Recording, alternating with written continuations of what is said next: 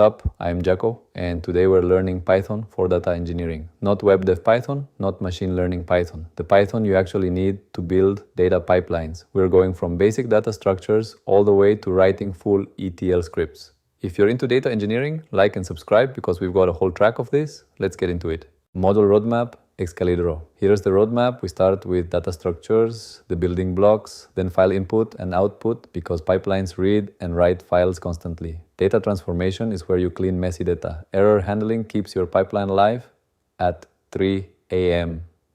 APIs, because most data comes from external sources. Pandas for when you need table-like data. And finally, ETL scripting ties it all together.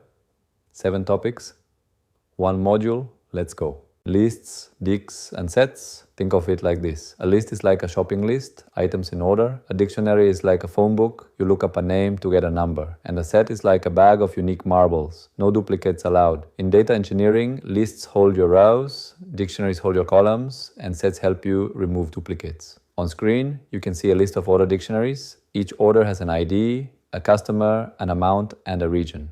Comprehensions and grouping. Now let's talk about filtering and grouping. Imagine you have 100 orders, but only want the completed ones. A list comprehension lets you filter in a single line. It's like saying, give me every order where the status equals completed. Grouping works the same way as SQL's group by you collect orders into buckets by region. A default dictionary makes this easier because it creates the bucket automatically if it doesn't exist yet. Reading CSV and the JSON. Every pipeline starts by reading data from somewhere. The 2 most common formats are CSV and JSON. Think of CSV like a spreadsheet. Each row becomes a dictionary with column names as keys. JSON is already structured data, so Python reads it directly into lists and dictionaries. Notice the with statement on screen. That automatically closes the file when you're done, even if something crashes. As parsing logs and nested data. Here's a real scenario. You need to parse log files. Each line has a timestamp, a level like error or warning, and a message. The wrong way is to load the entire file into memory at once. If that file is 10 gigabytes, your program crashes.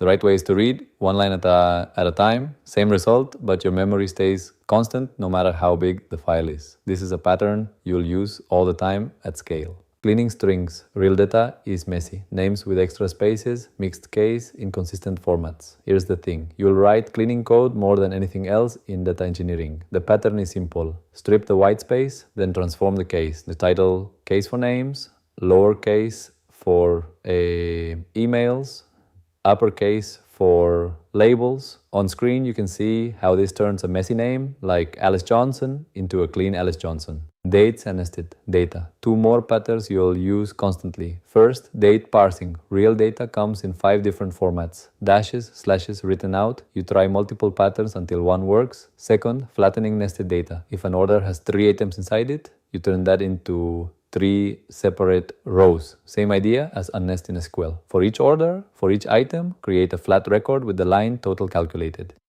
Try to accept patterns. Data pipelines run at 3 a.m. when nobody's watching. If one bad record crashes your pipeline, you lose hours of work. The solution is try accept. Think of it like a safety net. You try to process each record, and if something goes wrong, you catch the error, log it, and keep going.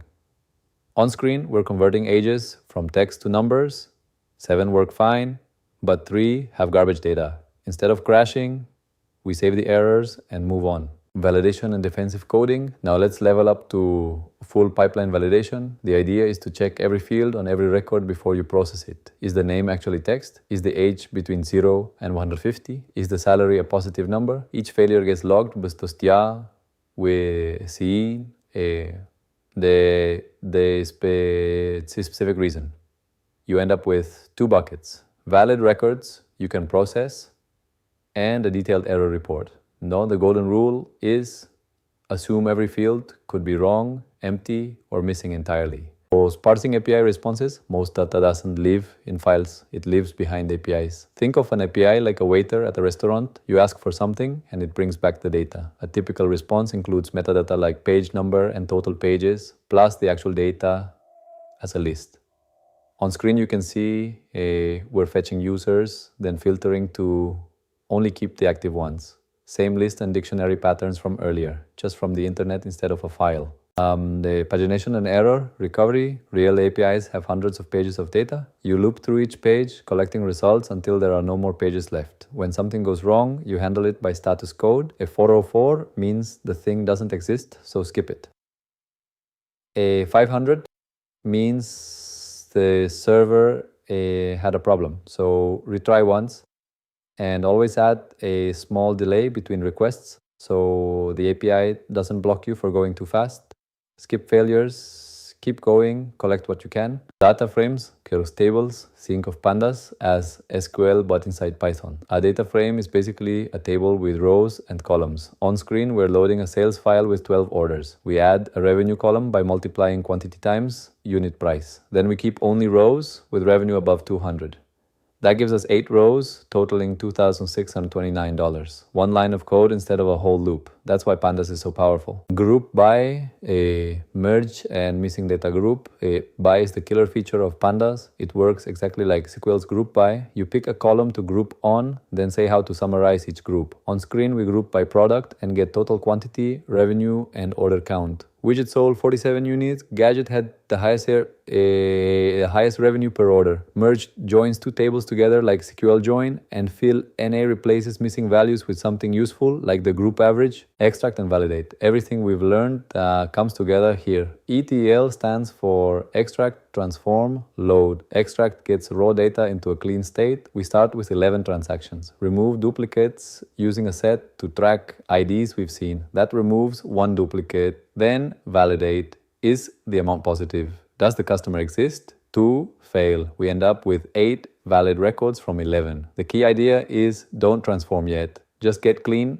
data first. Transform and load. Now transform and load. Transform takes the 8 valid records and enriches them. Normalize dates, convert currencies to dollars, look up customer names and tiers, then filter by status, keeping only completed transactions. That drops 2 pending, leaving 6. Load, summarizes, then by customer tier. Gold totals $617, silver $225, bronze $381. That's a complete pipeline from raw data to a clean summary. Python the cheat sheet recap. Let's recap. 7 topics, 7 skills. Data structures give you lists, dictionaries, and sets. File I/O reads CSV and JSON. Transformation cleans and reshapes. Error handling keeps your pipeline running. APIs pull external data. Pandas gives you data frames.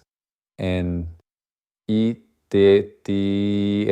Scripting ties it all into a complete pipeline. These are the exact patterns you'll use building real data pipelines. Outro, that's Python for data engineering. Go practice the exercises, link in the description. Every topic has 5 hands-on challenges from easy to hard. If this helped, smash that like button and subscribe for more data engineering content. Next up, we've got data, modeling, and DBT. Happy learning and peace!